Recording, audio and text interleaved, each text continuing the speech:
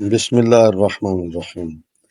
یہ ایک چھوٹی سی نظم ہے شب معراج اقبال کی، 2 شعر ہیں اس میں، اور اس میں جو درس ہے اقبال نے جو دیا ہے وہ ہمت کا درس دیا ہے مسلمان کو۔ فرماتے ہیں اختر شام کی آتی ہے فلک سے آواز، سجدہ کرتی ہے سحر جس کو وہ ہے آج کی رات۔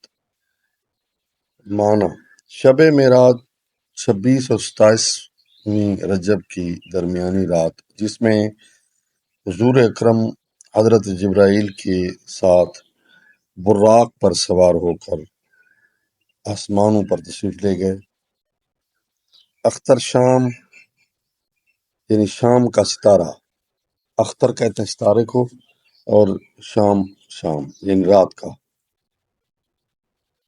کا ستارہ۔ سحر کا رات کو سجدہ کرنا، مراد وہ رات اتنی منور تھی کہ صبح کی روشنی اس کے سامنے ہیج تھی، کم تھی، یعنی وہ نور سے بھری ہوئی رات تھی جب پیغمبر معراج پر گئے اللہ تعالیٰ کی ملاقات کے لیے۔ اب مطلب سنیں، آسمان کی وسعتوں سے ستارہ شام کی آواز آ رہی ہے، ستارہ شام کی آواز آ رہی ہے۔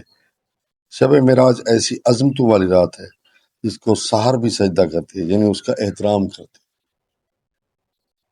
ایسی عظمتوں والی رات ہے شب معراج جس کو سحر یعنی صبح کا ٹائم بھی سجدہ کرتا ہے، یعنی اس کا احترام کرتی ہے یہ گھڑی بھی۔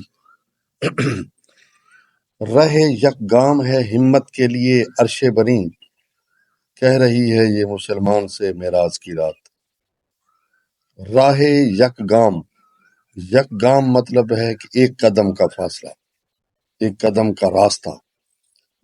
مین اس کا مطلب یہ ہے کہ تھوڑا فاصلہ، قلت کو ظاہر کر رہا ہے، تھوڑا فاصلہ۔ عرش بنی اللہ تعالیٰ کا عرش، تخت۔